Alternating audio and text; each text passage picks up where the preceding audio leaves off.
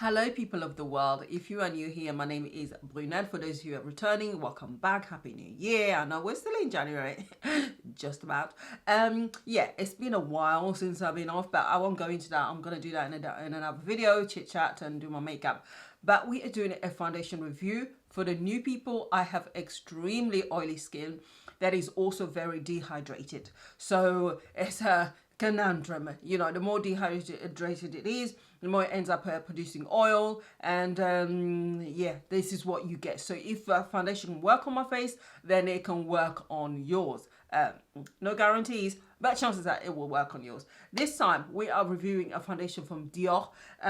It comes in 40 shades. The cost is £40, I believe. If I'm wrong, I'll put it up here. I never remember the prices of things. And it comes in two different finishes, by the way. You can get the Dior Forever matte 24-hour. I'm trying to put the French accent in it.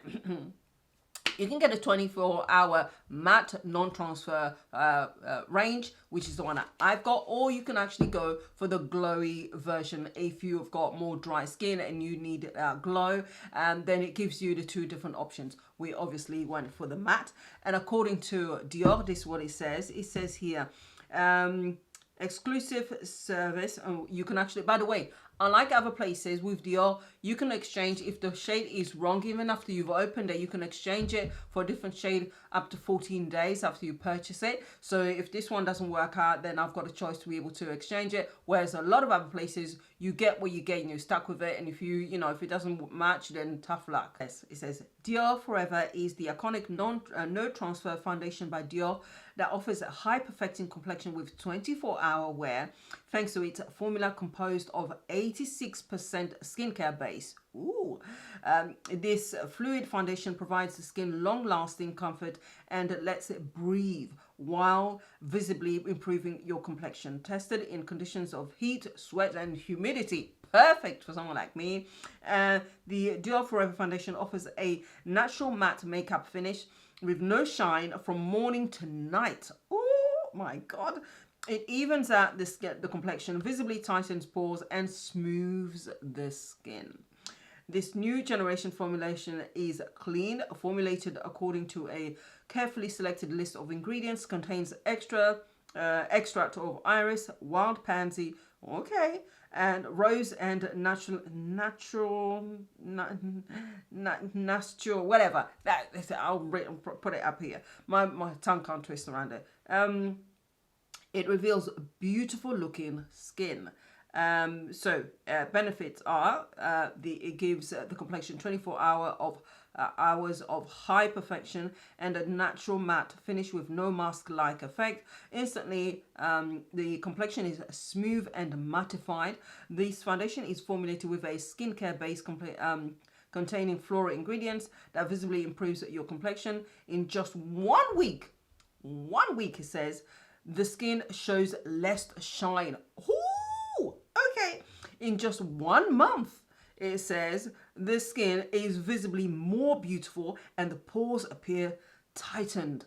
Well, we are going to be doing this 1 week. We're going to test this out and see if it makes a difference. So they're tested it on loads of women. So amazing. So those are the claims. We're just going to do a wear test today. Unfortunately, it's just it's 12:52, so I'm not going to be able to wear this for a full 10 hours. That was what I wanted to do because I've got to edit the video.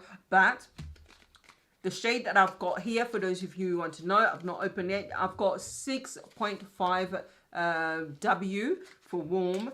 7 was a different undertone, and I thought maybe 6 might be a bit too light. So I went for the one that in between. We don't know. I think it's one that had actually like a warm golden undertone, if memory serves me right. This is what the bottle looks like. Excuse the nails. I've got to do them. I've got to stop to doing acrylics because they were ruining my nails. So this is what the bottle looks like with a pump. And yeah, so we're just going to spray that and see.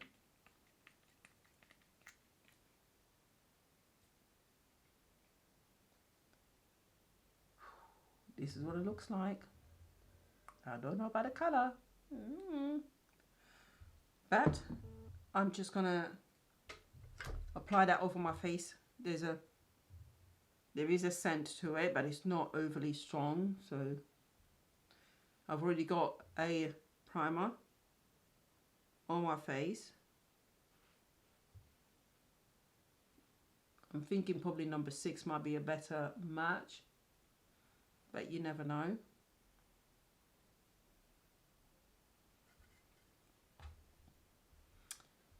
Let's go.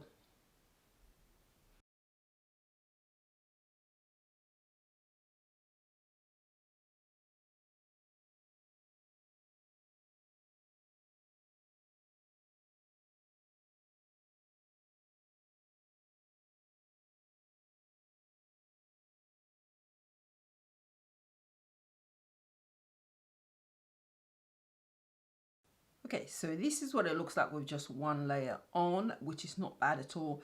You can still see my own skin, slight imperfections coming through. It does feel very, very light, very airy.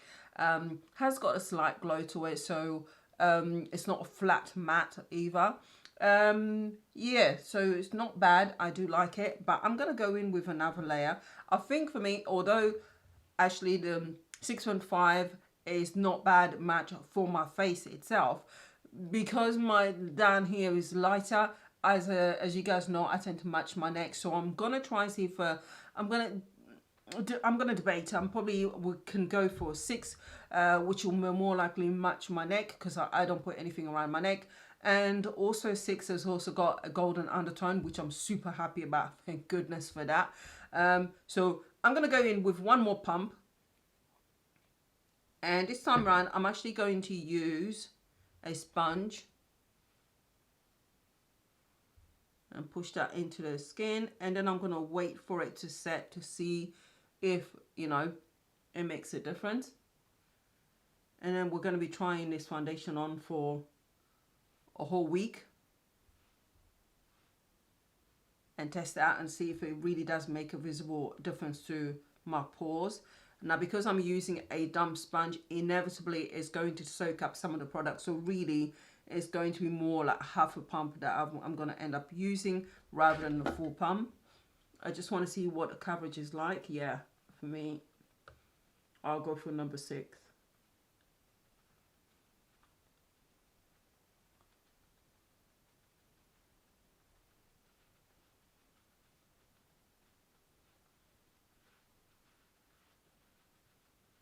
So this is what it looks like after 2 layers. And it's not bad actually. It's still got a sheen to it. So I'm going to wait about 5 minutes and see if it settles down and sets into place or what happens. And then I will be able to finish my face off camera because it's all about the foundation today. But for those of you, oh my God, I'm destroying everything here. Sorry about that. For those of you who are interested, on my eyes, I used excuse the nails, they are terrible. I used the Juvia's Place Sahara 2 palette, and my eye makeup is usually very, very simple, you know, why complicate things. I went with this shade above my crease line, and then I went in with this dark brown here in my crease line and also on the outer corners of the eyes. And then over my lid, I actually use one of the Lisa Eldridge liquid eyeshadows. The one I use is the shade Lauren, which is this one here. They are amazing. I would recommend these, hands down. For those of you like me who've got loads of lines and creases and so on your eyelids and so on, these are fantastic. They won't settle into that. They've just got enough sheen, but not over the top to make it look over the top and, you know, and uncomfortable. They're just so easy and pliable and so easy to apply with your finger or with a brush. They're just gorgeous, gorgeous, gorgeous. I've actually got 3 different shades. I've also got one that's more orange, which is this one. And this shade, in my eyes can see, is Diana. I believe that one is. And I've also got another one that's more neutral, which I've used before. Absolutely adore it for my neutral looks. And it is the shade Angelica, which I will show you if I can get it out of the packaging. That is, this is Angelica, perfect for neutral looks without being over the top. They are beautiful, beautiful. Recommend them Absolutely. So that's what I've got on my eyes. So yeah, it's probably been a few minutes, probably about 4 minutes since I actually put this now, because this is take number 2. I've not moved chairs, but it's take number 2. So I'm gonna go and finish off the rest of my face, and then we'll see the finished look, and then we'll test it out for, I would say, between 6 and 7 hours. Now people, this is my face all done. It is now, it's been a while, it is 10 minutes past 2. I actually, when I left earlier, it was about 7 minutes past 1, so I've had this on for an hour. Just to go over the stuff that I use to underneath as concealer to highlight, I use the Juvia's Place concealer, I Am Magic concealer, I believe it is, in shade number 9. It's in the other room, but it's shade number 9 that I used. And then to set that in place, I used the Huda Beauty Kunafa powder to set under, you know, all the highlighted areas, and then dusted that off. For powder, of course, I use the Charlotte Tilbury airbrush powder. Oh my god, 2 months I went by without my buying this powder, and boy did I notice a difference. Oh, I love this powder. This is shade number 4. I've mentioned these loads of times. For my cheeks to highlight with, I went with, so I wanted something orange. I had to do something, just a moment. Wanted something orange, so I went with this, which is the BMM Melanin Fantasy Eyeshadow Palette, which is the Melanin Eyeshadow Palette. It is Brown Melanin Makeup, it stands for, the brand, sorry. It's a UK brand, it's a small brand, but I went with the orange here and used that lightly, and then tapped a little bit with this as well to mix the two together over my cheeks, just a little bit of a hint. For contour, it was the Fenty contour stick. I can't remember, Espresso I think the shade it was. And then I set my face with this number 7 setting powder. And for lipstick, it was this, voila, Kiko's lipstick, liquid lipstick. This is shade number 8, which is Rossetto liquid, I think it is called, but this is shade number 8, this chocolate beauty. I thought I'd go for chocolate because normally I'll go for something lighter, but you know, this is the finished look. Let me know what you guys think, and also if you want me to recreate it. Hopefully I'll remember exactly everything that I've used. I never do, I never plan anything. But the foundation itself feels super light. It's blended in nicely.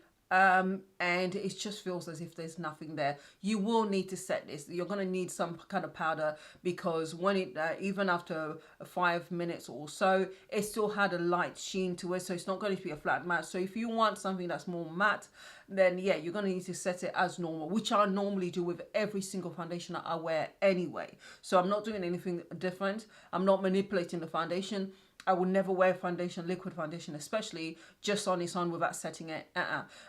It's meant to also be transfer proof. I did actually test it whilst it was still kind of like had a shine on my face with like a cotton pad, and actually there was hardly any marks whatsoever that transferred over. So it's actually really great. But as an extremely oily person, we're going to wait and see what that's like. Ooh wee! Look at my face. Look at my shiny face. Shiny face. Coming to you. People, good evening. It is now 17:34. So at least 4 hours have I this on now? Is it 2, 3, 4, 5? 4 hours. I can count using my fingers too. It has now been about 4 hours since I had this on. 4 hours and a little bit, and this is what my face looks like now. How do I feel? First of all, let's ignore the shine. It feels actually all right. However, I am aware that my nose area and the center part of my cheeks here feels a little bit uncomfortable. My forehead as well. Inevitably, those are the areas which get super shiny and oily first. The outside of my face has got a little bit of sheen even around the contour. Normally, for the really good foundations, the back doesn't really get touched. So I'm already feeling a little bit of a around here. Ignore the lipstick that's been eating.